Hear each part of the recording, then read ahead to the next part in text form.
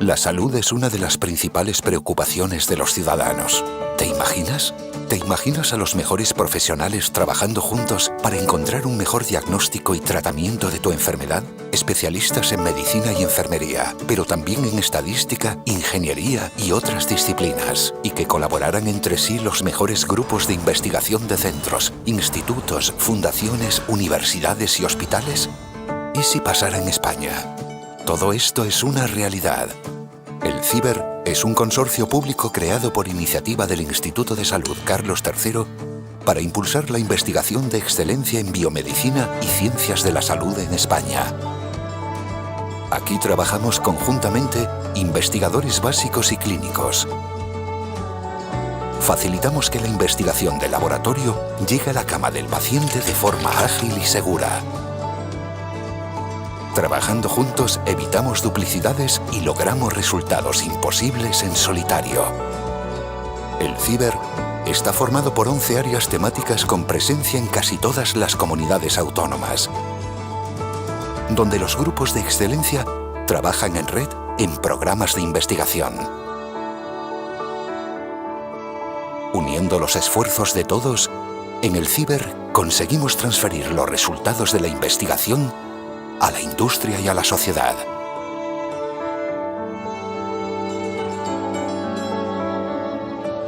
CIBER. Más de 10 años investigando en salud.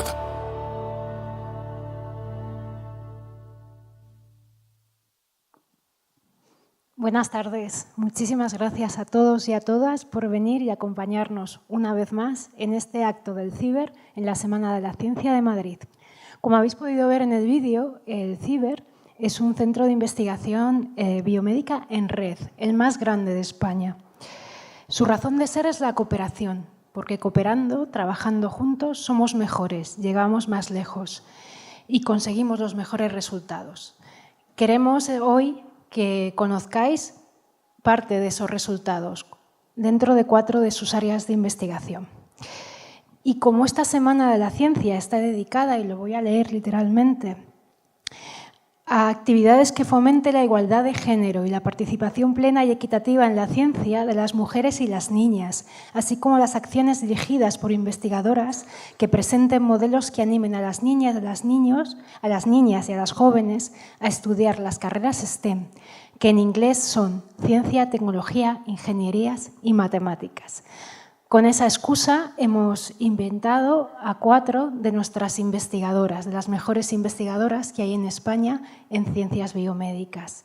En el CIBER, de las 6.500 investigadores que veíais en el vídeo, más o menos 900 son personas contratadas por la propia organización. De ellas, casi 3/4 partes son mujeres. De esas 3/4 partes, solo hay una que sea directora científica de uno de los CIBER. Confiamos que en los próximos años esto se iguale y podamos conseguir una paridad dentro de la dirección. Y hay muchas investigadoras que son jefas de grupo dentro de esos 6.500 investigadores e investigadoras. Como os decía, hemos invitado a 4 de estas mujeres, a 4 de estas investigadoras hoy, a conocer sus líneas de trabajo, sus resultados, y para poner la cuota masculina hemos invitado, buenas tardes, al cuarteto de la Escuela de Música Creativa, a José Luis Martínez a la guitarra, a Vicente Sabater al clarinete, a Carlos Sabater al cello y a Pablo Sabater al violín. Bienvenidos, muchísimas gracias. Van a poner mucho amor y música al día de hoy. Y sin más dilación, comenzamos. El primer área que vamos a conocer es el CIBER de Epidemiología y Salud Pública, que está formado por 51 grupos de investigación de excelencia de carácter multidisciplinar y multicéntrico. Centra sus actividades en 2 aspectos clave: conocer la magnitud y la distribución de los problemas de salud pública e identificar los factores determinantes de los mismos para evaluar la efectividad y la eficiencia de las intervenciones, ya sean estas desde el ámbito de las políticas públicas o de las implementaciones prácticas de prevención y resolución. Para presentarnos el trabajo que realizan en este área, permitidme primero contaros una historia, porque esta Semana de la Ciencia está dedicada a las niñas Y yo quiero contaros la historia de una niña llamada Marina, que nació en Bañeza, un pueblo de León, famoso por sus alubias, que ya nos contarán después dentro del programa que las legumbres son muy buenas, así que lo escucharemos después. Marina nació un último día de abril.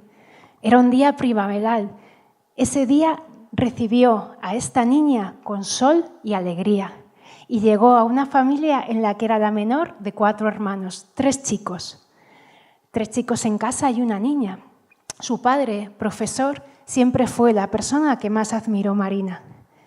Este profesor químico le enseñó que en el estudio, en la creatividad, en la ciencia, estaba un campo por explorar magnífico y al que dedicarse.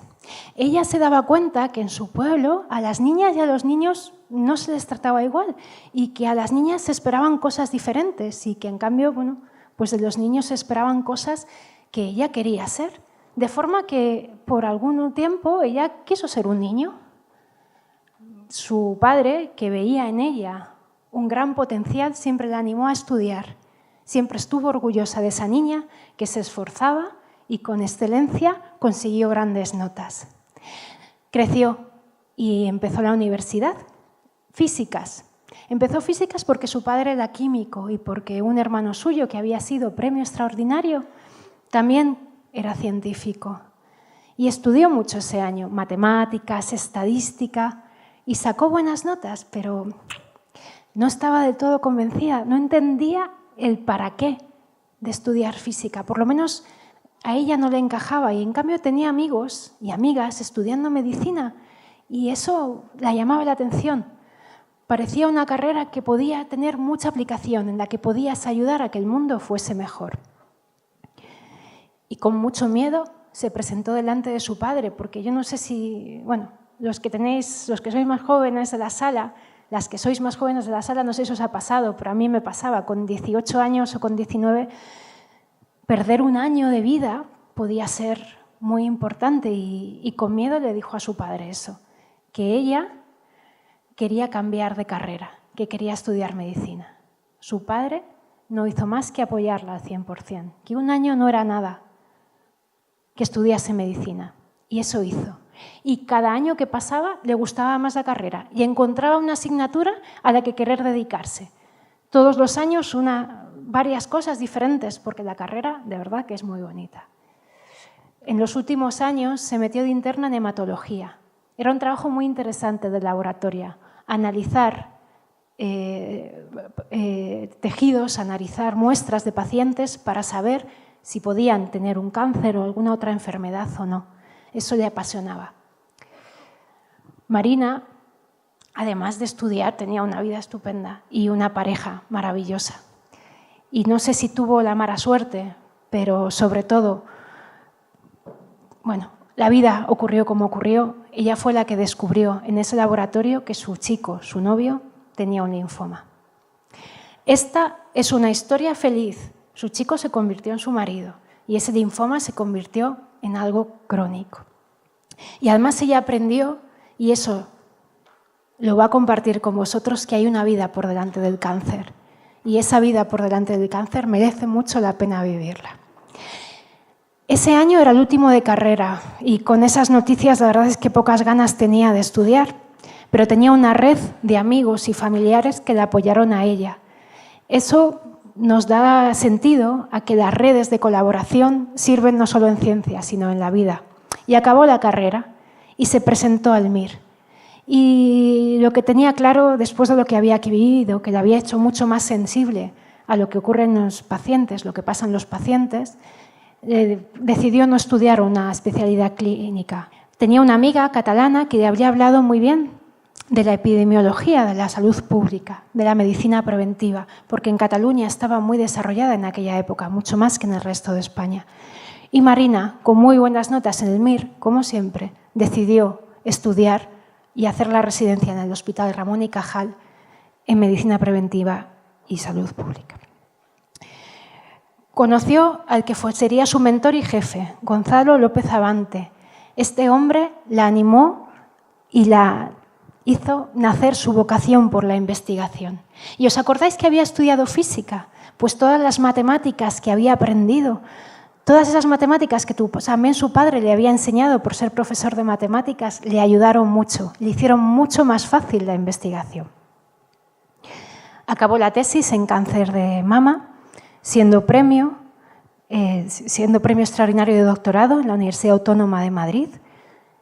Siguió su carrera, sacó el número 1 en las oposiciones de 3 plazas y en el último año de MIR, antes de eso, empezó una cosa que fue muy interesante para ella, un curso que proporcionaba el FIS, el Fondo de Investigación Sanitaria, mucho antes de que existiera el Instituto de Salud Carlos III, a 1 o 2 profesionales por región, por comunidad autónoma en España.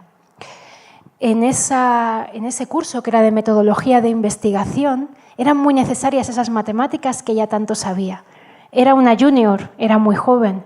Estaba acompañada de investigadores ya mayores que se quejaban por las matemáticas y ella sobresalía porque sabía mucho de lo que estaba hablando. Como os decía, sacó las oposiciones con el número 1 y siguió trabajando en investigación, en cáncer de pulmón, y después retomó su trabajo en cáncer de mama, que es el que nos viene hoy a contar, porque Marina se convirtió en la doctora Pollán, que a día de hoy es la única directora científica del CIBER de Epidemiología y Salud Pública. Muchísimas gracias y el escenario es tuyo. Un aplauso muy fuerte.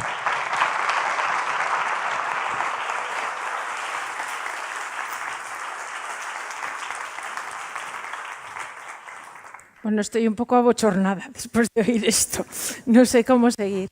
Bueno, yo vengo a hablar... Me han dicho que hable en positivo y le habían puesto a mi charla un título un poco demasiado grandilocuente porque era para el poco tiempo que me dan y me han dicho que hable en positivo. Entonces voy a hablar de algunos de los resultados que tenemos de cómo prevenir el cáncer de mama. Y quiero hacer antes una aclaración respecto a la palabra prevenir, porque nosotros en Epidemiología y Salud Pública nos interesa la salud de toda la población. Y desde ese punto de vista, cuando miramos la salud de la población, prevenir para nosotros es disminuir la frecuencia de una enfermedad, hacerla menos frecuente. Pero para cada uno a nivel individual, prevenir puede significar eliminar la posibilidad de que esa enfermedad aparezca. Y hay que ser realistas. En este momento lo que podemos es disminuir la probabilidad de que aparezca, pero el cáncer también tiene un alto grado de azar. Bueno, ¿y por qué sabemos, a pesar de que el cáncer es una enfermedad, el cáncer de mama y todos, en la que los genes tienen un papel muy importante, por qué hablamos de prevenir? ¿Es posible prevenir? ¿Qué es más importante, la parte genética, el condicionante genético o el condicionante ambiental, ¿no? Pues los estudios más potentes que tenemos son los estudios que comparan hermanas idénticas, que llamamos monocigotas, y hermanas que no son idénticas, gemelas no idénticas, que son como hermanas normales. Las gemelas monocigotas, que son como gotas de agua, como sabéis, tienen el 100% los mismos genes y por lo tanto se esperaría que si una de ellas tiene cáncer de mama y la genética lo dice todo, la otra también lo tendría que tener. Y sin embargo, esto ocurre en menos del 20% de los casos. Es decir, en el 80% de las parejas de hermanas genéticamente idénticas analizadas, que una de ellas tenga cáncer, la otra no lo tiene. Es decir, hay otros factores que no son genéticos. Bueno, os presento aquí a lo que cuando doy charlas de divulgación les llamo los dos Ricardos. Son Richard Pito y Richard Doll. Lo siento, Pito en castellano suena mal. Perdón, pero este señor es Richard Doll, fue el que descubrió que el tabaco es importante en la génesis del cáncer, y este es Richard Pito. Y pongo esta foto porque me siento muy orgullosa porque hace muy poco tiempo invitamos a Richard Pito a la Escuela Nacional de Sanidad y yo hice de telonera de una charla. La charla importante era la suya, yo era la telonera, pero ser la telonera de Richard Pito es un honor. Bueno, esta gente, estos dos señores publicaron, como os digo, este artículo en el año 81, ya hace muchos años, diciendo cuáles son las causas del cáncer conocidas y qué importancia tienen los distintos factores, ¿no? Y hace muy poco, en el 2015, apareció este otro artículo en la misma revista que hacía una revisión y diciendo, después de todos estos años que tenemos mucha más investigación, ¿hasta dónde podemos decir que lo que decían Richard Doll y Richard Pito es verdad? Y dicen que prácticamente todo lo que dijeron ellos todavía se sostiene. Y esto es lo que enseñamos de cuáles son los factores ambientales no genéticos que contribuyen a la aparición de los tumores. Y como veis, los factores más importantes son nutricionales. Y cuando hablamos de nutricionales estamos incluyendo también el desbalance energético, es decir, la obesidad y el sedentarismo. Y por lo tanto yo os voy a hablar un poco de algunos resultados, sobre todo en este sentido. Bueno. Estas organizaciones mundiales hacen una recopilación todos prospectiva de todo lo que se publica y llegan a las conclusiones de qué sabemos respecto a los factores nutricionales y el cáncer. Y para el cáncer de mama concretamente, a pesar de tantísimos estudios que hay, porque el cáncer de mama sabéis que es el más frecuente en las mujeres, es relativamente frecuente, seguro que todos en la sala conocéis, para vosotros el cáncer de mama tiene un nombre y un apellido, o varios, porque conocéis algún caso, pues a pesar de tantos estudios, tenemos evidencia convincente de pocas cosas. Sabemos que la actividad física, no voy a hablar de ella, pero es muy importante, la actividad física tiene un papel protector, y os animo a moveros, y tanto la obesidad como el alcohol son factores de riesgo. Esto está absolutamente conocido. Y de los estudios nutricionales, pues la verdad es que han arrojado poca luz. Ahora hay una escuela de pensamiento entre la que nos incluimos nosotros que piensa que más que estudiar alimentos individualizados es importante estudiar formas de comer, porque comemos lo que veis aquí, o sea, uno no come el brócoli y lo aísla, o yo qué sé, la zanahoria y la aísla, sino que comemos platos preparados y los alimentos y los nutrientes están muy correlacionados. Entonces, esto es lo que llamamos patrones alimentarios, ¿no? Y lo que queremos ver es si hay algunos patrones que favorecen o no la aparición del cáncer, en este caso del cáncer de mama. Nosotros, con el Grupo Español de Investigación del Cáncer de Mama, que es un grupo de investigación formado por oncólogos, por unidades de oncología, les propusimos hacer un estudio, veis ahí las provincias que participaban, y en este estudio, cogiendo mujeres recién diagnosticadas de cáncer de mama y mujeres sanas, de las mismas características, viviendo en las mismas zonas, fuimos capaces de identificar en las mujeres sanas 3 patrones de dieta que os simplifico. Uno le llamamos occidental, perdonad por las diapositivas en inglés, porque se caracteriza por una dieta que la tenéis aquí resumida. Mucha carne, muchos lácteos grasos, dulces, bebidas azucaradas, etc. Encontramos una dieta que llamamos prudente porque sería la dieta del que quiere perder grasa, de la que quiere perder peso, ¿no? Con muchos desnatados, zumos, cereales y también con alto consumo de frutas y verduras. Un patrón que llamamos mediterráneo, pues es un mediterráneo muy nuestro en el que hay alto consumo de frutas y verduras, alto consumo de pescado, somos un país de gran consumo de pescado, alto consumo de legumbres y alto consumo de aceite de oliva. Cuando fuimos a ver cómo se relacionaban estos patrones de dieta con el riesgo de cáncer de mama, encontramos que el patrón occidental aumentaba el riesgo de cáncer de mama. A medida que las mujeres cumplían más con este patrón, aumentaba el riesgo. El patrón prudente no tenía ningún efecto, veis que hay como una serie de altibajos, y el patrón mediterráneo mostraba un efecto protector solo en aquellas mujeres que tenían una alta adherencia al patrón mediterráneo, es decir, no vale tener un poquito de dieta mediterránea, tiene que ser muy mediterránea, ¿vale? Para que nos enteremos. Y también tengo que decir, por si hay alguien aquí que tiene cáncer de mama o que tiene familiares, que una cosa interesante del estudio es que encontramos que este patrón tenía un efecto protector más importante para unos tumores que son agresivos y son menos frecuentes, que son los triple negativos. Esto es... Entonces, dentro de lo que es el ciber de epidemiología y salud pública, aprovechando el potencial del ciber, montamos el estudio más grande que tenemos en este momento en España de casos y controles de cáncer, con más de 10.000 participantes, como veis aquí, para estudiar los factores de riesgo de todos estos tumores que tenéis aquí. Aquí están algunos de los investigadores, no todos. Este estudio lo coordinamos estas 2 personas que estamos aquí, Manolis Cogevinas y yo misma, y os resumo los resultados en relación a los patrones que hemos encontrado en este estudio. Hemos confirmado que efectivamente la dieta mediterránea previene el cáncer de mama, pero es que hemos visto que también previene el cáncer de próstata. Aquí hay chicos, el cáncer de mama masculino es muy infrecuente, pero ojo, el cáncer de próstata es el más frecuente en el varón, así que esto interesa. Previene el cáncer de próstata agresivo. Pero también hemos encontrado que la dieta mediterránea previene el cáncer gástrico. Hemos encontrado que la dieta mediterránea previene el cáncer colorectal, que es el más frecuente si juntamos los casos de hombres y mujeres. Y hemos encontrado una cosa que tampoco esperábamos, pero ha sido un hallazgo. La dieta mediterránea previene la leucemia linfática crónica, que es el último tumor. Es decir, todos los tumores que tenemos estudiados en el estudio MCC, se llama MCC porque es multicaso control, no hemos sido muy imaginativos en el nombre. Todos los tipos de tumor se benefician de este tipo de dieta. El segundo factor protector del que os quiero hablar respecto al cáncer de mama en positivo es la vitamina D. La vitamina D, sabéis que en este momento se considera tanto una vitamina como una hormona y se le llama la vitamina del sol porque aunque está en algunos alimentos, es una vitamina grasa. Por cierto, los lácteos desnatados se elimina la vitamina D y por eso veréis que en el mercado se ofrecen desnatados en los que se añaden las vitaminas liposolubles, está en el aceite de hígado de bacalao, etcétera, pero la gran fuente es la exposición solar. Entonces nuestro estilo de vida ha cambiado, cada vez pasamos más horas dentro de casa y además nos protegemos con cremas para evitar el cáncer de piel, obviamente. Como consecuencia de esto se ha descrito que existe una gran pandemia de deficiencia de vitamina D. Entonces nosotros en este artículo que pongo aquí hemos analizado los niveles de vitamina D.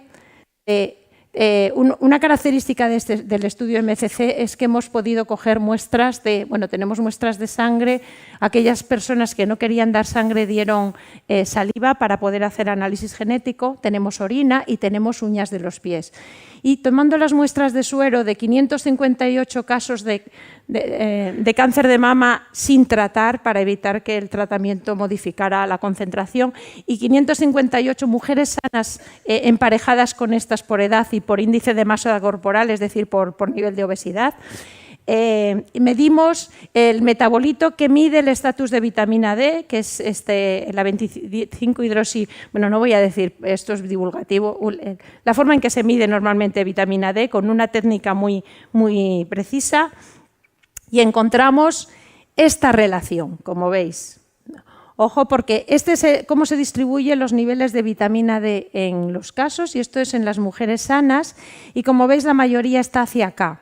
Vemos que existe un efecto de disminución del riesgo muy claro a medida que aumenta el nivel de vitamina D y vemos cómo ese efecto de disminución de riesgo se interrumpe a dosis muy altas para las que tenemos muy poquitos participantes porque hay muy poca gente que tenga estos niveles que ya se consideran excesivos. Vale, perdón. Otro resultado que hemos obtenido es que el 55% de las mujeres sanas tienen niveles deficientes de vitamina D. Sí. Por tanto, quiero dejaros, habéis visto que a la entrada había unas hojas con las recomendaciones internacionales para disminuir el riesgo de cáncer y nosotros hemos visto que estas recomendaciones disminuyen el riesgo de cáncer de mama. Siempre hemos visto que el mensaje era en negativo y esto es lo que no debemos hacer y yo os quiero mandar un mensaje en positivo porque estamos hablando en positivo, cómo prevenir el cáncer de mama. Perdonad que me he enrollado un poco. Y esta es la forma, el folleto que habéis encontrado delante, que es cómo transmitimos nosotros la información que hemos obtenido en el estudio a los participantes porque queremos devolverles la información para que modifiquen su estilo de vida. Y muchas gracias y siento haberme enrollado un poco.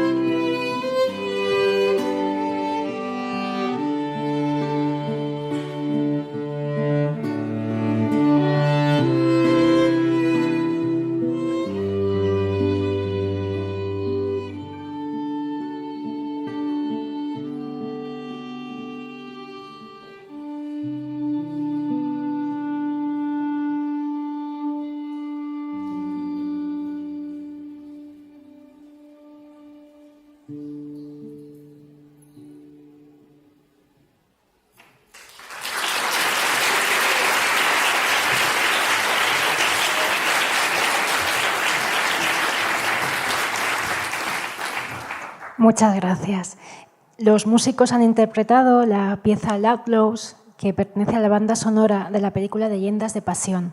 La elección de Leyendas de Pasión tiene que ver con que queremos que el cáncer sea una leyenda en unos años, o por lo menos que pueda convertirse para los pacientes en una enfermedad crónica. Muchísimas gracias a la doctora Pollán y muchísimas gracias a los músicos. Pasamos al siguiente área, que es el área de enfermedades hepáticas y digestivas, que tiene como finalidad la promoción y protección de la salud por medio del fomento de la investigación. Esta actividad, cuyo alcance incluye tanto investigadores de carácter básico como en aspectos clínicos y translacionales, se fundamenta en torno a la temática de enfermedades hepáticas y digestivas, con la finalidad de innovar en la prevención de dichas enfermedades y de promover avances científicos y sanitarios relevantes a través de la colaboración de diversos grupos españoles. Todas nuestras áreas de investigación tienen grupos en todas las comunidades autónomas. Para presentarnos una línea de trabajo, un proyecto, un grupo de investigación del área del ciber EHD, como nosotros lo denominamos, en concreto del grupo de enfermedad del hígado del Centro de Excelencia Severo Ochoa CIC Biogune en Vizcaya, tenemos con nosotros a la investigadora, a la doctora Malu Sánchez Chantar, que atesora una extensa experiencia en el estudio de la biología del hígado y que ha dedicado toda su carrera profesional al mismo. Sus investigaciones se centran en comprender las alteraciones metabólicas implicadas en la aparición y desarrollo del cáncer hepático, así como los factores desencadenantes de la evolución de enfermedades hepáticas benignas como el hígado graso, entre otras muchas líneas de investigación. Es autora de cientos de publicaciones, de una patente, incluso de un método de análisis de diagnóstico que ya se usa en clínica, en Osakidecha, en el Sistema Vasco de Salud. Forma parte de la dirección del Comité Científico Director del área del Ciber EHD y de algunas otras redes multinacionales. Un fuerte aplauso para ella.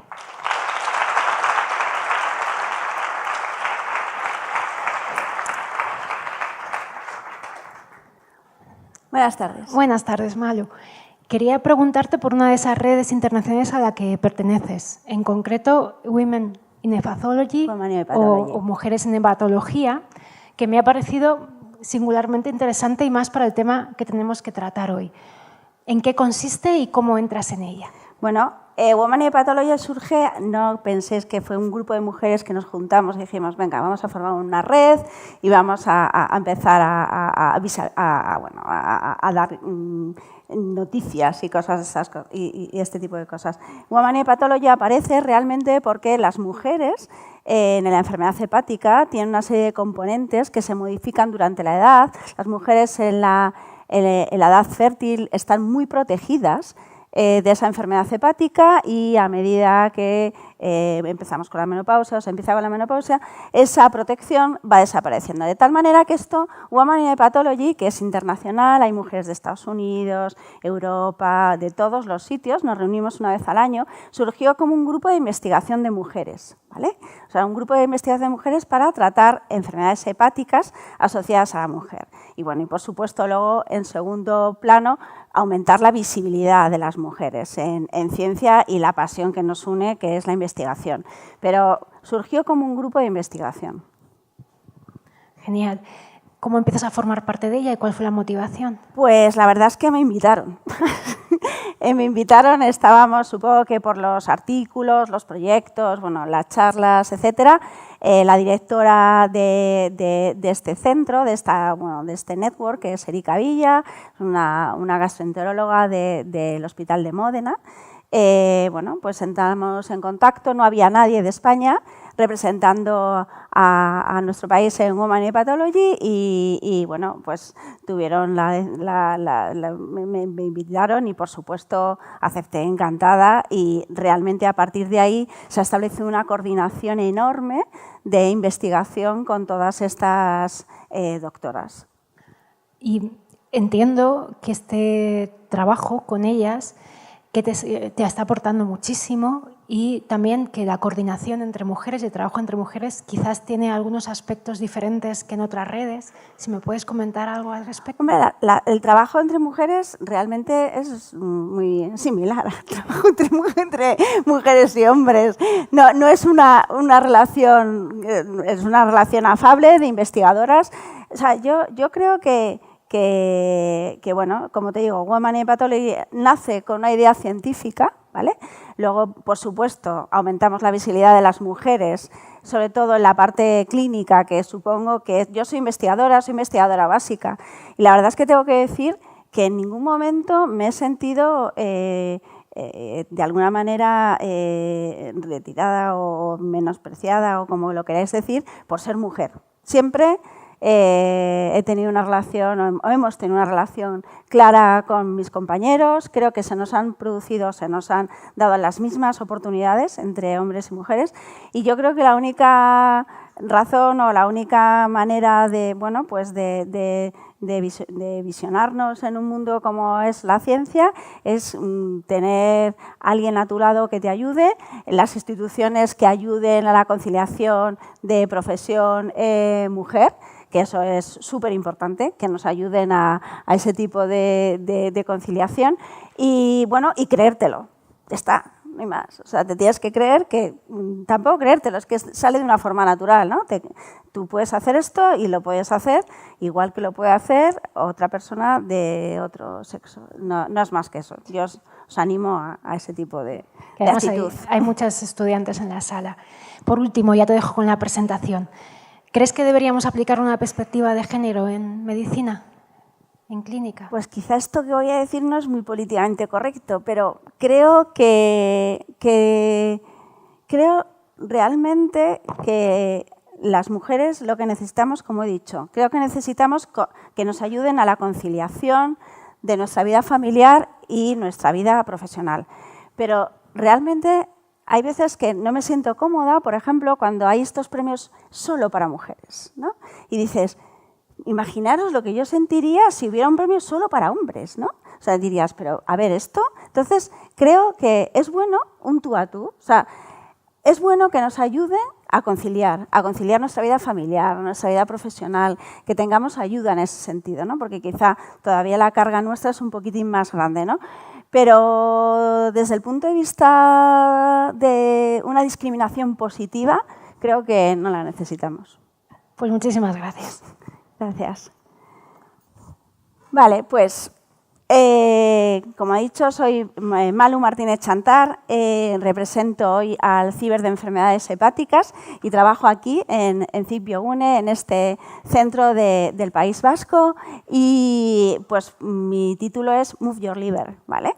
Y ahora mismo os voy a explicar por qué este lema. Probablemente, a lo mejor lo conocéis, pero probablemente muchos de vosotros que habréis visto muchas veces esta estatua dorada, ¿no? Que está en Rockefeller Center en la ciudad de Nueva York, pero probablemente no sepáis, o en general no se sabe el significado de esta estatua, ¿no? La habéis visto en los documentales, en el cine, pero hay muchísima gente que no sabe el significado de esta estatua. Y pues refiriéndonos a la mitología griega, permitirme presentaros al gran titán Prometeus, ¿vale? Mejor conocido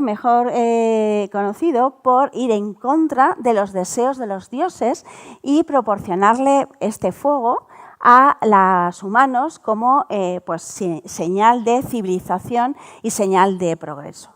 Pero claro, enfadar a los dioses tiene mucho riesgo. Y entonces Zeus le inflige un castigo eterno y le manda a una roca, a las rocas en el Cáucaso, donde su hígado era comido todos los días por la mañana, permitiendo su regeneración por la noche. Regeneración significa que ese hígado adquiere el mismo tamaño que el original, ¿vale? Y esta es una característica exclusiva del hígado, ¿vale? Y lo importante es que los antiguos griegos ya conocían la característica que tiene el hígado de regenerar, ¿vale? Y además pensaban, vengo de hígado y tengo que decirlo, pensaban que el hígado era el sitio donde se localizaba el alma y la inteligencia, ¿vale? Entonces, probablemente, ¿vale? Muchos de los que estáis aquí, incluida mí, incluida yo, no estaríamos aquí si ese hígado no tuviera esa capacidad de regeneración. Tenéis que considerar que todo lo que tomamos cada día, cada alimento que tomamos, va a ser metabolizado por nuestro hígado. Desde una comida equilibrada, sana, perfecta, hasta alcohol, drogas, medicamentos. Cualquier alimento va a ser metabolizado por el hígado. Por eso necesitamos esa capacidad de regeneración de este hígado. Y os presento la única diapositiva que tengo realmente de un hígado sano, ¿vale? Este es el aspecto que probablemente muchos de vosotros tengáis en vuestro hígado. Es pues, un órgano de unos 2 kilos, sano, suave y brillante. Y el hígado necesitamos que esté así de sano, como os he presentado en esta diapositiva, porque va a tener unas funciones fisiológicas súper importantes para vosotros, ¿vale? ¿Qué es lo que va a hacer el hígado?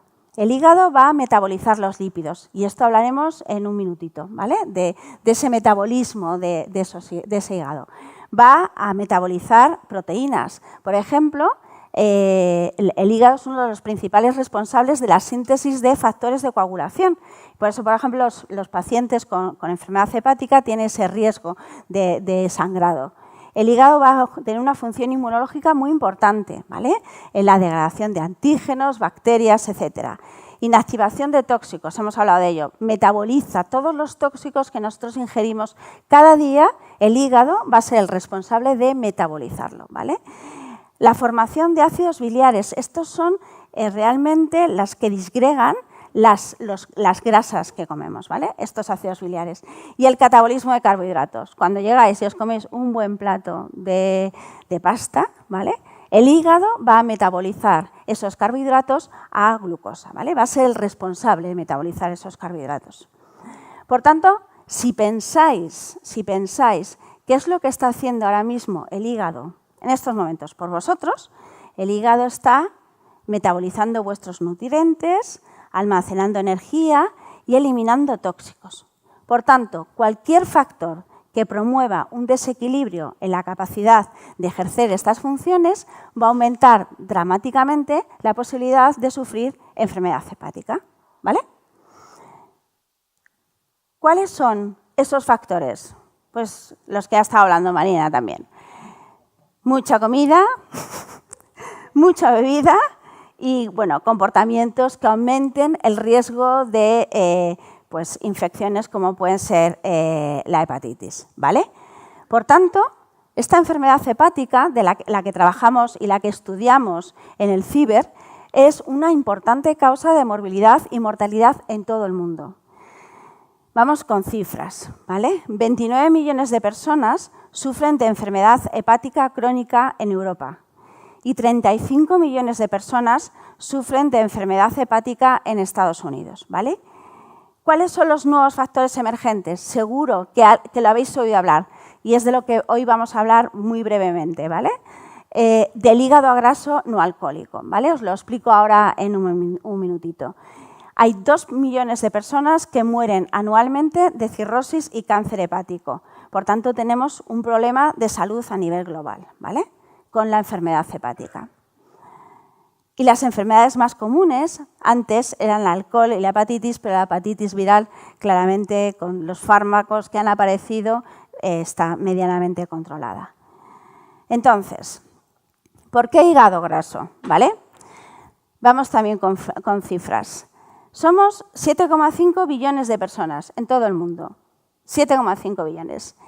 Se estima que alrededor de 1,8 billones de personas van a sufrir de hígado graso. O sea, tenemos una prevalencia de esta enfermedad de un 25%, población mundial, ¿vale? Imaginaros la cantidad de personas que estamos hablando. ¿Asociada a qué? A lo que sabemos todos. Está asociada a obesidad, está asociada a diabetes y está asociada claramente a un síndrome metabólico. Y este hígado graso es la tercera causa principal de trasplante con una prevalencia en USA de un 30%, ¿vale? O sea, es una epidemia realmente lo que se está sufriendo, sobre todo en Estados Unidos. Es algo que la prevalencia quizá en esos países es bastante mayor. ¿Y qué es el hígado graso? ¿Vale? ¿Qué es el hígado graso? El hígado graso engloba una progresión de enfermedades, ¿vale? Una progresión de estados. Primero tenemos solo acumulación de lípidos. Esto es benigno, es reversible, ¿vale? Y aquí es donde nuestras instituciones tienen que controlar este estadio en la población general, que es lo que os voy a contar. Hay un porcentaje de pacientes que desarrollan hígado graso e inflamación. Esta es la esteatopatitis, ¿vale? Y esto no es tan reversible ni es tan benigno, ¿vale? Aquí hay que tener un poquito más de cuidado. Estos pacientes hay un porcentaje de un 20% que desarrolla fibrosis y cirrosis, ¿vale? Y un porcentaje de pacientes que desarrollan cáncer de hígado. Por tanto, de una acumulación de lípidos benigna, lo que podemos progresar es a una esteatopatitis, a una fibrosis y a un cáncer de hígado, con una prevalencia, como os he dicho, de un 25%, ¿vale? ¿Qué pasa? Que el mercado de NAS se ha disparado, el mercado farmacéutico de NAS, ¿vale? Hay muchísimas compañías farmacéuticas que están intentando implementar el tratamiento para esos estadios donde hay inflamación y fibrosis, ¿vale? Para que esos pacientes no progresen a cirrosis y a cáncer de hígado. Por tanto, el mercado de NAS ha aumentado un 25% desde el 2014 al 2020 y se espera que alcance 15 billones de dólares americanos en el 2025. Enorme, ¿vale? ¿Qué es lo que estamos haciendo desde el CIBER, desde el punto de vista clínico y desde el punto de vista básico? El CIBER lidera múltiples estudios clínicos en NAFLD, tanto europeos como americanos, genera nuevos métodos de diagnóstico para NAFLD, muy importante, no queremos métodos invasivos, queremos métodos no invasivos para el diagnóstico de NAFLD y para la progresión de esos pacientes, y genera, muy importante, nuevas terapias para el tratamiento de NAFLD, ¿vale?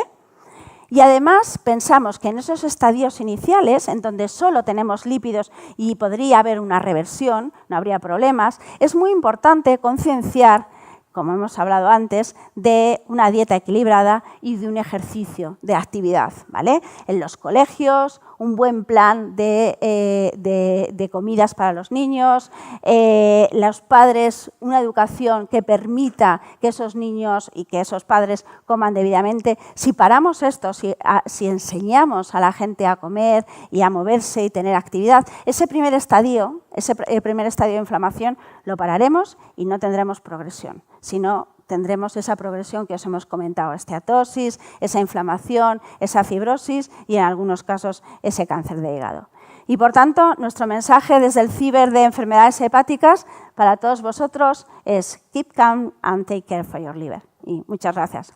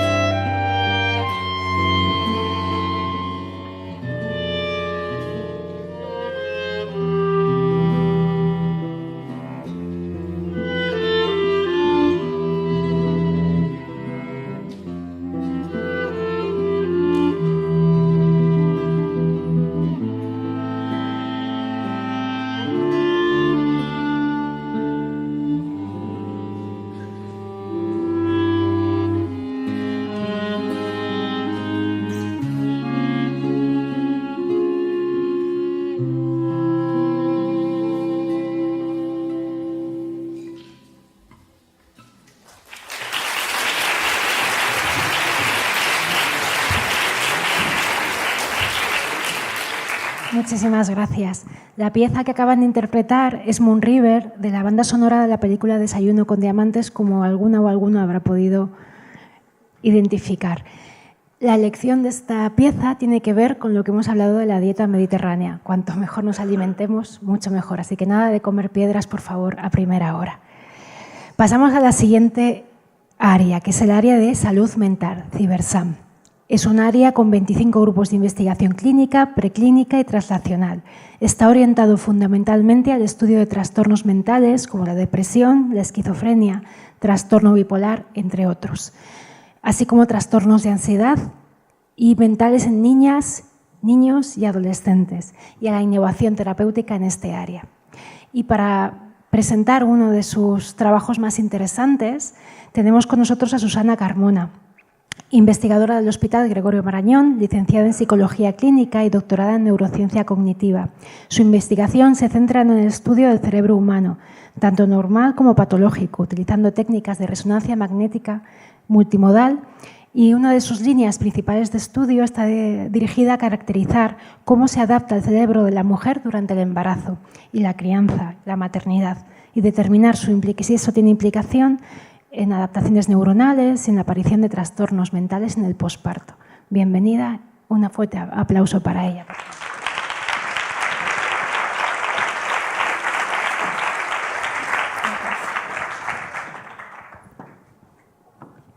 Creo que ahora nos van a poner, no sé si le tenemos que dar...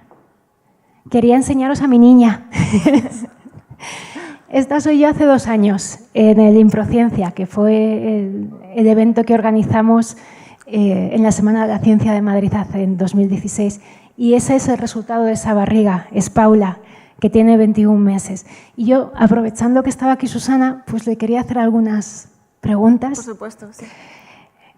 Bueno, estoy preocupada porque se oye, se comenta. ¿Debo preocuparme por mi memoria con esto del embarazo? Vale, bueno, hablaremos un poquito más durante la charla, pero en realidad tenemos que entender que cuando una mujer es madre hay algo que llama muchísimo nuestra atención, que es mantener la supervivencia y el bienestar físico y psíquico del bebé. Es como muy llamativo y coge todos nuestros recursos atencionales. Entonces, nosotros nacemos con estos recursos atencionales. No es que la maternidad nos dé superpoderes y nos añada otros recursos. Tenemos estos. Si gran parte de estos se los lleva el bebé, pues obviamente el resto tendremos que repartirlos para funcionar. Por ejemplo, el otro día entré a casa con mi hija y las llaves, el bolso, el abrigo, todo. Entonces de repente subió corriendo, se fue al sofá y empezó a saltar. Pues yo preocupada porque se cayese, porque ya le falta un diente y tiene una ceja rota y tiene 3 años solo, pues obviamente fui a ayudarla y dejé las llaves en el primer lugar en el que encontré. Entonces, pues no presté atención a dónde dejaba las llaves, es lógico que después pues no recuerde dónde dejaba las llaves, pero no es una pérdida de memoria por sí, sino una nueva centralización de recursos atencionales. Me dejas más tranquila y ya no tengo excusa para que mi jefe en primera fila, cuando se me olvide algo, no sabré qué decirte. También te quería preguntar, y esto es muy sincero y es muy real, me siento diferente desde que soy madre y bueno, no sé si tiene que ver con cambios neuronales. Pues en realidad, como veremos, el cerebro de la madre cambia y mucho, pero a nivel psicológico sí que es verdad que todas las que somos madres sabemos pues, que hay cosas que antes nos molestaban que de repente parecen más triviales, cosas que antes nos gustaban que de repente nos generan cierto rechazo, pero en general lo más importante es que antes de ser mamás, pues nuestros pensamientos, nuestras acciones y nuestras motivaciones están sobre todo centradas en nosotras, ¿no? Y en el momento en el que eres mamá, gran parte de estos pensamientos, emociones y acciones se centran en el bebé. Entonces hay veces que los deseos del bebé y los propios van alineados, todo perfecto, pero hay veces que el bebé quiere comer y tú quieres dormir y entonces ahí tienes que luchar un poco contigo misma e intentar pues, comportarte de manera altruista. Ya veremos que la maternidad es mucho de altruismo. Y ya la última pregunta, y no robo más tiempo de la presentación. ¿Por qué sentimos de repente esa empatía, cuando vemos algo triste o algo que le pasa a algún niño y nos sentimos mal? Y eso también se ve en el tema de estar en colaboración con otras mamás. Esto es muy evidente para mí ahora. Sí, en realidad porque las regiones principales que cambian son unas regiones implicadas en estos procesos. Entonces, si te parece, ya cuando explique toda la charla, Genial, voy pues poniendo ejemplos sobre esto. Te dejo Así con no me ello. quitan tiempo. Muchísimas gracias. Bueno, en primer lugar, muchísimas gracias a los organizadores y muchísimas gracias a vosotros por estar aquí y dejadme hablar de este tema que me apasiona, que es cómo cambia el cerebro durante la maternidad. Vale. Me gustaría empezar con esta frase que básicamente dice que cuando nace un bebé también nace una madre. La mujer existía, pero la madre es algo nuevo, es una mujer nueva. Básicamente esta frase recoge lo que hemos hablado con Luzma, que es pues, que antes estábamos centradas en nosotras mismas y ahora tenemos algo más importante, que es mantener el bienestar físico y psíquico de nuestro hijo. Pero ¿cómo nos cambia la maternidad? Ya desde el embarazo, cada uno de los órganos y sistemas del cuerpo de la mujer se modifica. En general nosotros vemos pues, que la barriga está más grande y ya, pero en realidad hay cambios a nivel cardiovascular. Para que os hagáis una idea, una mujer embarazada al final del embarazo tiene aproximadamente un 50% más de volumen en sangre que una mujer no embarazada. Hay cambios en el sistema respiratorio, en el sistema urinario. Cambia la coloración de nuestra piel. Todas las que hemos sido mamás sabemos que en cierto momento del embarazo ciertas partes de nuestro cuerpo cambian de color. Entonces, todos estos cambios están orquestados por el sistema hormonal. Las hormonas, tanto las propias de la madre como las que libera la unidad fetoplacentaria, viajan por el torrente sanguíneo y modifican los diferentes órganos. La relaxina, por ejemplo, aporta flexibilidad a los ligamentos y a los músculos para albergar mejor al bebé y poder expulsarlo por el canal de parto. Otras hormonas aumentan el tamaño de las glándulas mamarias para acumular leche, que es el principal alimento del bebé durante el posparto. Es decir, estas hormonas cumplen una función adaptativa, tienen una finalidad, que es facilitar el proceso de embarazo, parto y posparto. Entonces, si el embarazo puede modificar cada uno de los órganos y sistemas del cuerpo de la mujer, es lógico pensar que también podrán modificar el cerebro. Entonces, aquí surgen dos preguntas principales. ¿Puede el cerebro modificarse? La respuesta es sí. Antes se pensaba que no, que era algo bastante más estático, pero hoy sabemos que no, que existe una cosa que se llama plasticidad cerebral y el cerebro con el que os habéis levantado esta mañana es diferente al cerebro con el que os vais a acostar esta noche. ¿Pueden las hormonas modificar el cerebro? Las hormonas son uno de los inductores más potentes de plasticidad cerebral. Son capaces de modificar la estructura y la función de las neuronas. Y también son capaces de poner en marcha procesos de regeneración neuronal y de eliminación de neuronas. Entonces, cuando decimos que en el embarazo aumentan las hormonas, estamos hablando de estos niveles.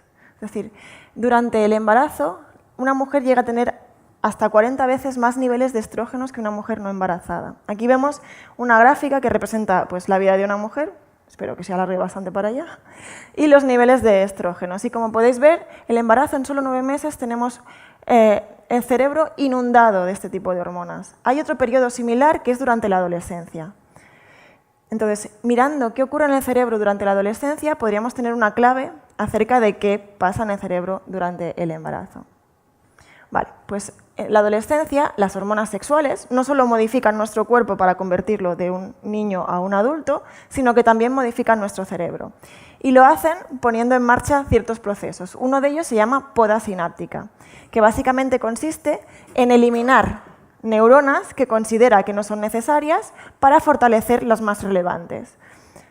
O eliminar también conexiones neuronales. Es algo así como, se llama poda sináptica porque es parecido a lo que hacen con un árbol, ¿no? Es podar las ramas que consideran que son más irrelevantes y dejar las principales.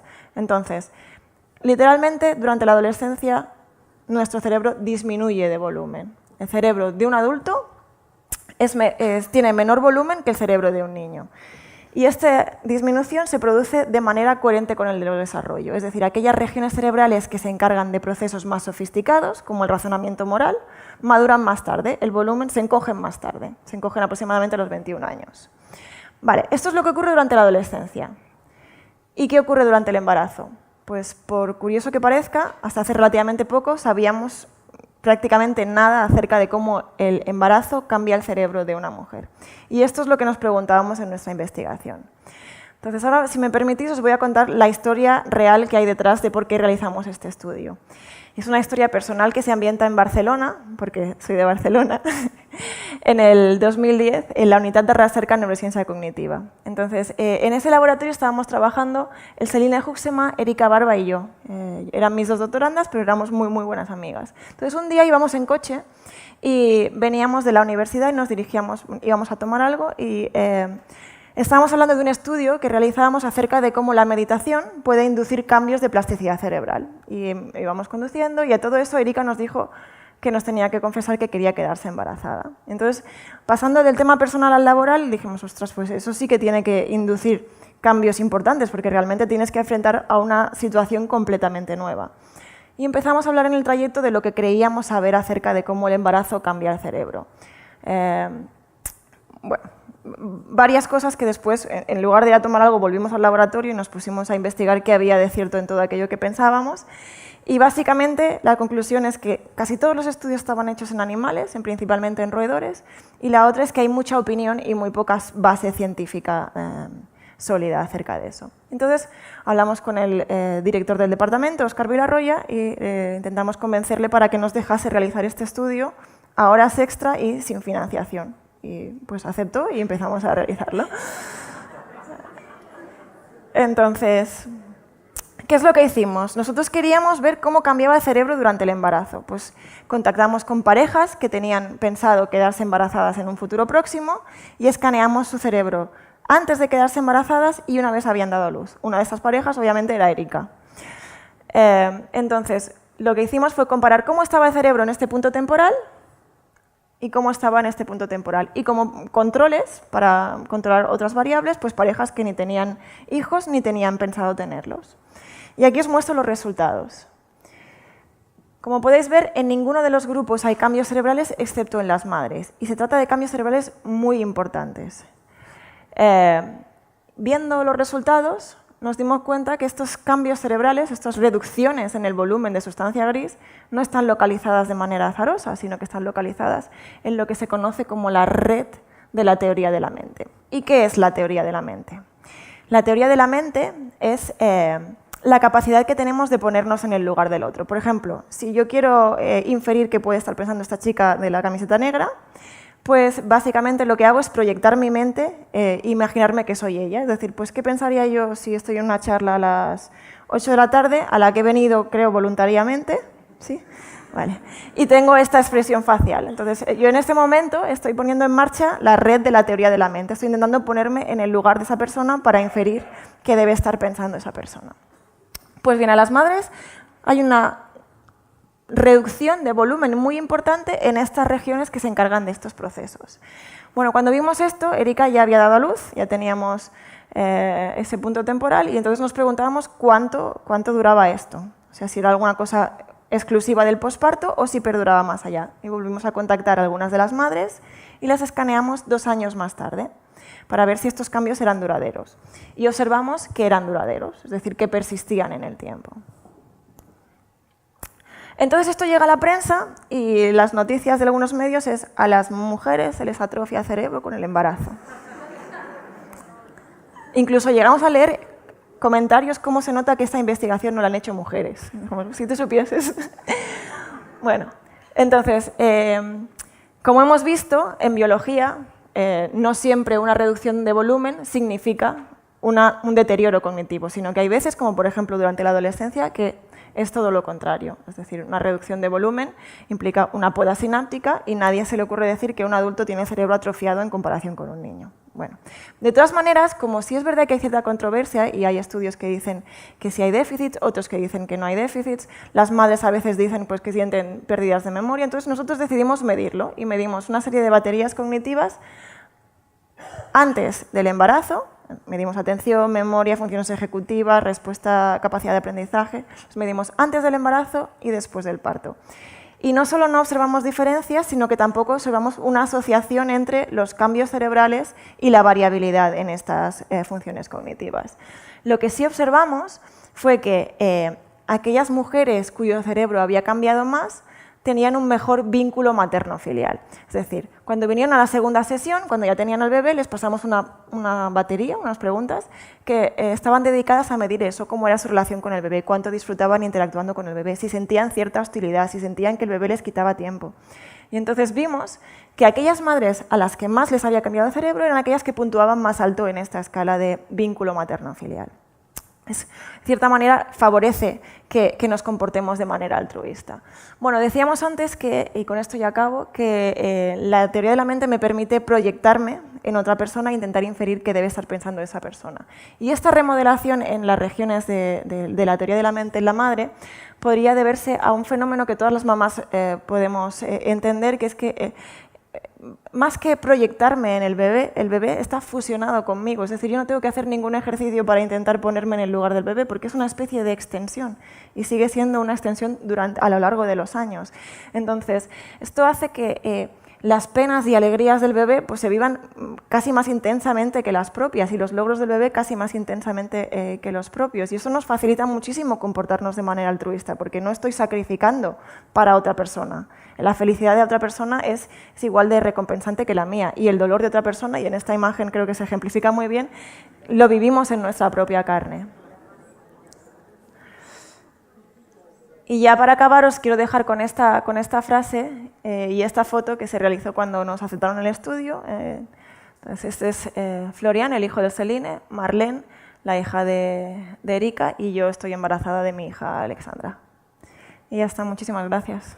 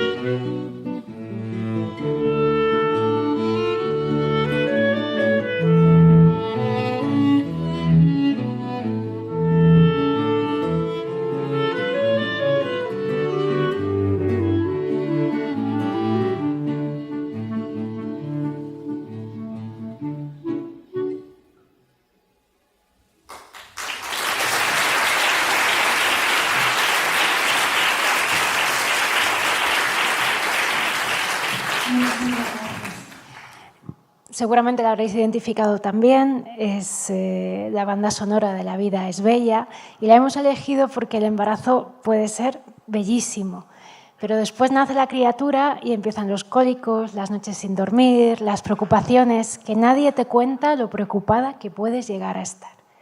Y pasamos a la siguiente área, que va a ser la última que presentemos hoy. El área del Centro de Investigación Biomédica en Red, el área de diabetes y enfermedades metabólicas, que está compuesta por 30 grupos de investigación que trabajan principalmente dentro de los siguientes programas científicos: epidemiología, genética y epigenética de diabetes mellitus, complicaciones crónicas y comorbilidades, determinantes moleculares y celulares de la función, lesión y protección de los islotes pancreáticos, medicina regenerativa y terapias avanzadas y mecanismos celulares y moleculares implicados en el desarrollo y la progresión de la diabetes tipo 2 e identificación de nuevas dianas terapéuticas.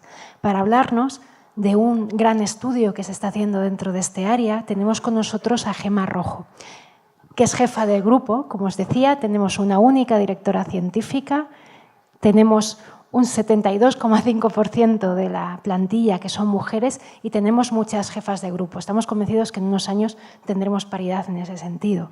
Gemma es jefa de grupo en el Hospital Regional Universitario Carlos Saya de Málaga. Es bióloga, especialista en bioquímica clínica, actualmente investigadora senior del Servicio de Endocrinología y Nutrición de ese hospital y responsable del grupo de diabetes y enfermedades metabólicas del Ciberdem. Su actividad investigadora se ha centrado fundamentalmente en la epidemiología biomolecular de la diabetes, especialmente en el estudio de factores de riesgo relacionados con la nutrición. Y cuenta con más de 100 publicaciones en revistas de primera línea. Y bueno, te invito ya al escenario. Muchísimas gracias por estar aquí.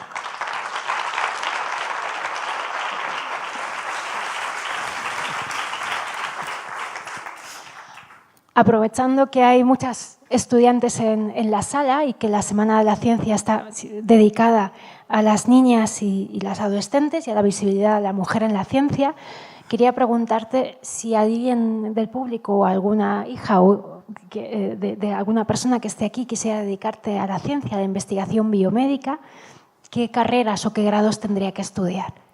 Pues hay multitud de posibilidades. Pues se puede ser médico, se puede ser biólogo como yo, psicólogo, se puede ser químico, físico.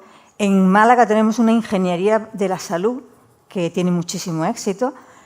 Incluso si no quieres estudiar en la universidad puedes hacer una FP, técnicos de laboratorio, auxiliares de clínica, por supuesto enfermería.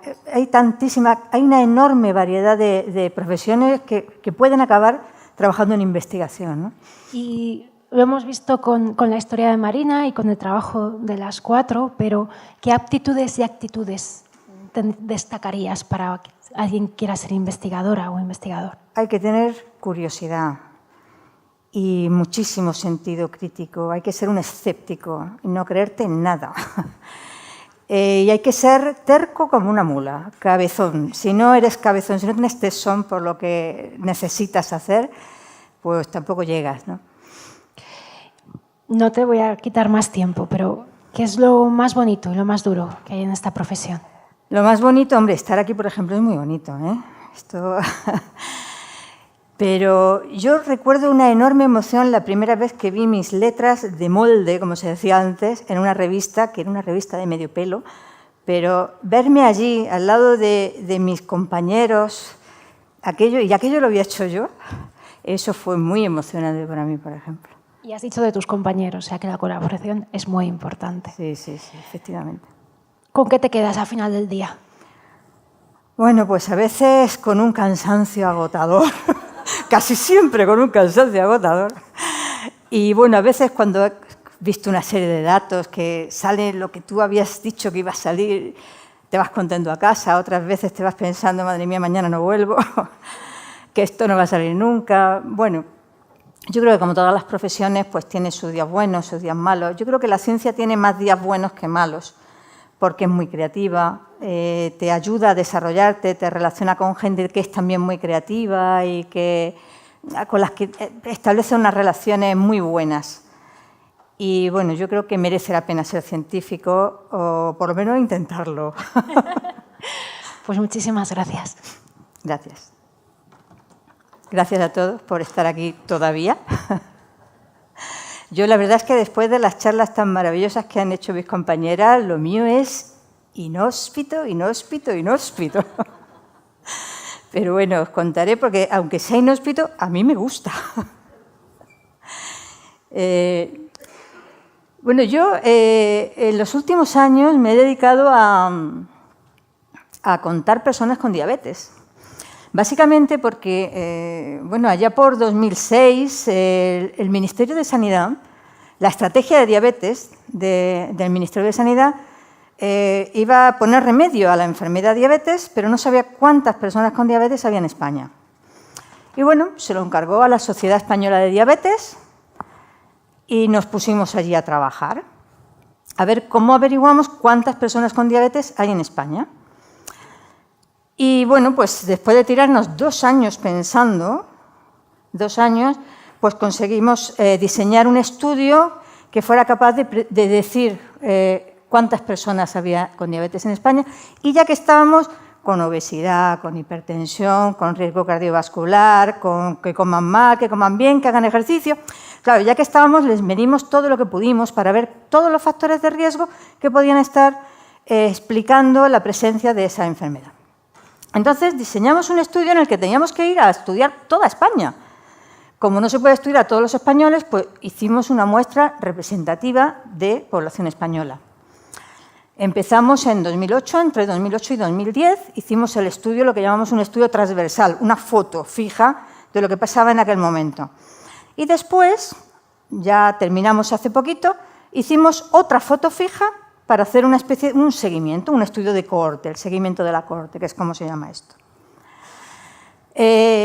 Para conseguir esta muestra representativa decidimos que necesitábamos, para tener el menor error posible, necesitábamos por lo menos 5.000 personas. Y esas 5.000 personas, como era muy difícil buscar 5.000 personas repartidas al azar entre toda la población, las reunimos en conglomerados, que eran centros de salud.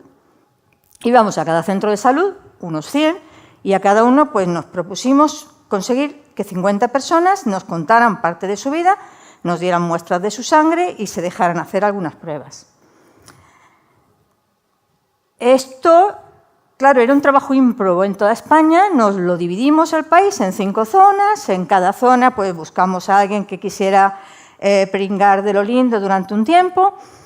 Y bueno, todas estas personas contribuyeron a este estudio con el apoyo, desde luego, del Ciberdem, sobre todo en la parte de dinero, muy importante, porque esto cuesta mucho, y la parte también de apoyo administrativo y logístico, ¿no? Y están las trabajadoras, las que curraron de lo lindo, porque tenían que ir con todo el material que viene a continuación por todos estos centros de salud que normalmente no estaban al lado de su casa. Y convencer a la gente que era llamada previamente para que fueran en ayunas a dejarse hacer una serie de preguntas y de pruebas. Además de toda esta gente, hay mucha más gente detrás trabajando en muchas de las fases, en las diversas fases del estudio, ¿no? Y además, en cada sitio al que íbamos pidiendo favores, y hay muchísima gente que nos ayudó con las instituciones o en los propios centros de salud para podernos manejar en 100 sitios diferentes, 100 lugares de trabajo diferentes. Los métodos que utilizamos, pues fue, lo primero, llamábamos a las personas a su centro de salud y allí la enfermera y la nutricionista, que era el equipo del trabajo de campo, les hacía una serie de preguntas, que era un formulario estructurado con preguntas cerradas. Esta era la pinta que más o menos tenía. Les hacíamos preguntas sobre lo que comían, sobre lo que hacían de ejercicio. Luego también les hacíamos pues, una serie de medidas antropométricas, que se llama, y una extracción de sangre. Esta es una medida fundamental. Con la talla y el peso podemos averiguar el índice de masa corporal, que nos da una idea de cuán obeso o no obeso es una persona, si tiene un peso adecuado para la salud o si está en riesgo de desarrollar algún tipo de enfermedad. Otras medidas importantes son, por ejemplo, los perímetros de la cintura y de la cadera, que nos facilitan también el decidir si esa presencia de grasa extra que tienen las personas con obesidad o incluso las personas sin obesidad está distribuida de una forma que puede ser más riesgo para la salud. También les tomábamos la tensión arterial, que es otro factor de riesgo de muchas enfermedades y que está muy relacionado con este tipo de enfermedades que estábamos estudiando. Y, por supuesto, les hacíamos una extracción de sangre donde medíamos pues, colesterol, triglicéridos, una serie de parámetros, marcadores de inflamación. Y, además, después de la extracción de sangre en ayunas, les dábamos una bebida con 75 gramos de glucosa, que es como una especie de agresión al páncreas, al hígado, a todo el cuerpo. Y os digo, esto es una agresión, pero son 2 Coca-Colas, ¿eh? Entonces, si tú eres capaz de quitarte toda esta cantidad de azúcar del cuerpo en un par de horitas, pues estás sano. Si no eres capaz, pues no estás sano. Posiblemente tengas una prediabetes o incluso una diabetes franca si los niveles de azúcar, o sea, de glucosa, a las 2 horas de tomarte esta bebida siguen elevados, ¿no? Este es el mejor test que tenemos para diagnosticar diabetes. Por eso lo utilizamos. Y bueno, los resultados que encontramos, nosotros los esperábamos, las autoridades sanitarias no. Descubrimos que había casi un 8% de personas que tenían diabetes, pero ya lo sabían, venían con su tratamiento puesto y nos lo decían. Y, de hecho, más o menos, esas son las cifras de diabetes que están recogidas en las bases de datos que ahora, entonces no las teníamos, pero ahora ya sí las tenemos, de atención primaria, por ejemplo, ¿no? Pero también descubrimos otra cosa, y es que hay un 6% de la población, y estoy hablando de población adulta, mayor de 18 años, no de ancianitos ni nada de eso, de mayor de 18 años. Hay un 6%, que son casi 3 millones de personas en España, que tenían diabetes y que no lo sabían, porque nunca habían ido al médico. La diabetes no pica, no duele, no te cambia el color, quizá te cambie un poco el humor, pero realmente no da unos síntomas hasta que no está muy avanzada, no da síntomas clínicos que podamos identificar. Entonces, y esto es muy normal, o sea, descubrir que casi la mitad de los casos de diabetes son diabetes desconocida, que decimos, que no se trata y que cuando se empieza ya a tratar ya hay enfermedades que son secundarias a la diabetes. Pero es que además hay casi un 15% de personas, casi 7 millones de personas en España, que tienen una prediabetes o tienen algo alterada la glucemia o en ayunas o tras esa sobrecarga. No llega a ser una diabetes de verdad, pero está tocado y tiene un enorme riesgo de desarrollar diabetes en poco tiempo, tiene su riesgo cardiovascular elevado e incluso el riesgo de otras varias enfermedades. A los 8 años volvimos a medir a los que, vuelvo para atrás, los que no tenían diabetes, volvimos a llamarlos a los 8 años, volvimos a mandar a todos nuestros equipos de campo por toda España y volvimos a hacerle la sobrecarga oral de glucosa. Y esto fue lo que nos salió. O sea, queríamos saber cuántos casos nuevos aparecen. Ya no es una foto fija, sino que es un poco como la película, ¿no?, de cómo han avanzado. Y descubrimos pues, que esto es una tasa de incidencia que se llama, o sea, hay casi 11 casos y medio de diabetes cada 1000 personas y al año. Eso quiere decir casi 400.000 casos al año de diabetes en España nuevos, casi más de 1000 casos nuevos al día, incluso 44 casos a la hora, que casi da uno cada 2 minutos. Y muchos no se diagnostican cuando ya está muy avanzada a lo mejor la diabetes, porque la diabetes tipo 2, como he dicho antes, no suele doler.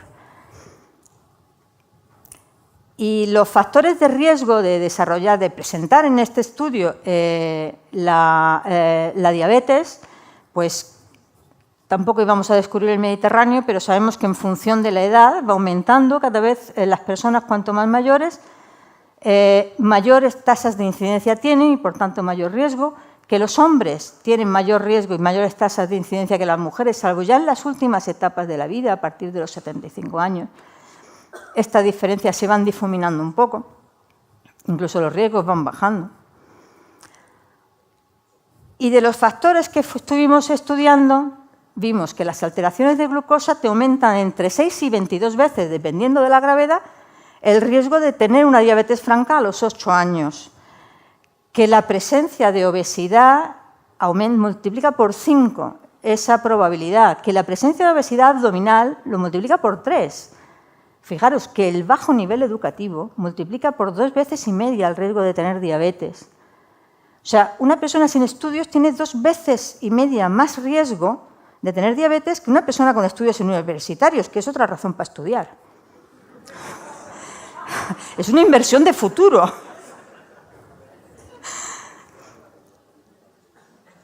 Fijaros que es el mismo riesgo que tener familiares con diabetes. O sea, que tus padres o tengas tíos o tus hermanos tengan diabetes, te aumentan tu riesgo personal de tener diabetes, pero tanto como el estudiar prácticamente. Y luego hay una serie de factores más ambientales que tienen menos fuerza que los anteriores, que aumentan el riesgo, en vez de un 500% como la obesidad, pues lo aumentan un 30%, un 40%, ¿vale? Que son, fijaros, magia. ¿Hemos hablado de esto hoy? Son los mismos factores de riesgo del cáncer y de otros muchos tipos de enfermedades de nuestro tiempo, ¿no? Todas las enfermedades modernas, todas, y algunas antiguas, se podrían prevenir si todos siguiéramos la dieta mediterránea. Eso está más que demostrado por muchísimos estudios, no este ha venido después que otros. No hacemos más que comprobar lo que ya sabemos. Desde luego, lo que aumenta el riesgo son los refrescos azucarados, bollería industrial, chucha, aperitivos de bolsa, o sea, todos esos alimentos ultraprocesados que vienen en una bolsa de plástico y que un bosquimano no identificaría con un alimento, todo eso aumenta el riesgo de diabetes. Clarísimo. Por supuesto, el sedentarismo lo aumenta y el hacer deporte a diario, movernos más, nos prevendría en una enorme cantidad el riesgo de padecer diabetes. Y otros factores ambientales menos conocidos, pero que también están emergiendo, por ejemplo, con la contaminación ambiental, el polvo que hay en la atmósfera, el escape de los camiones de las ciudades, todo eso también está relacionado con la presencia de diabetes y, de hecho, una de las líneas de investigación que ahora estamos siguiendo es precisamente encontrar los mediadores entre esta contaminación ambiental y la presencia de diabetes. A ver qué tipo de marcadores podrían explicarla. Y bueno, nada más. Aquí os presento a los jefes, a muchos de los que han participado en el estudio y, por supuesto, a mis compañeros de trabajo, a los que están allí en el hospital conmigo. La mitad son endocrinos, la otra mitad son biólogos y entre todos pues hacemos lo que podemos por ir sobreviviendo en esta marea de investigación, de convocatoria, de que hay que escribir un paper y a poder ser que sea muy bueno, que si no nos echan. Bueno, muchísimas gracias a ellos y a todos vosotros también por aguantar.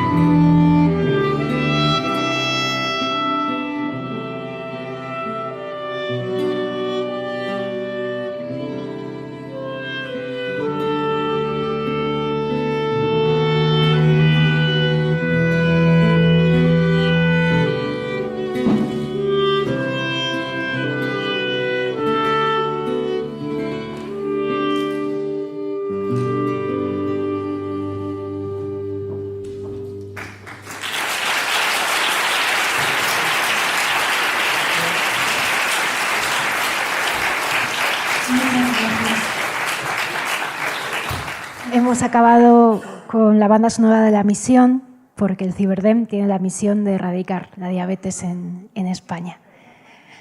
Y con esto hemos acabado la presentación. Queríamos dar las gracias al Instituto de Salud Carlos III por siempre apoyar este tipo de iniciativas, a su directora Raquel Lloti por acompañarnos, a su subdirectora de Redes de Investigación Cooperativa, Margarita Blázquez, a otras personas y profesionales de Carlos III que sé que están en la sala, a la Fundación Madrid+D por organizar la Semana de la Ciencia de Madrid, a nuestros músicos, muchísimas gracias, al cuarteto de la Escuela de Música Creativa, a Inés y a Begoña del Departamento de Comunicación del CIBER por organizar este evento.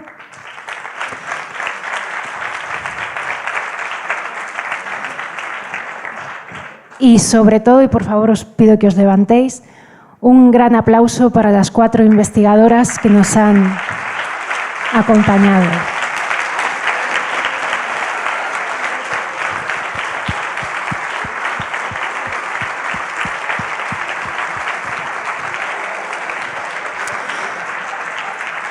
Y como hemos hablado mucho de dieta mediterránea, vamos a saltarnos a norma y os invitamos a todos a un vino y a un refresco aquí fuera.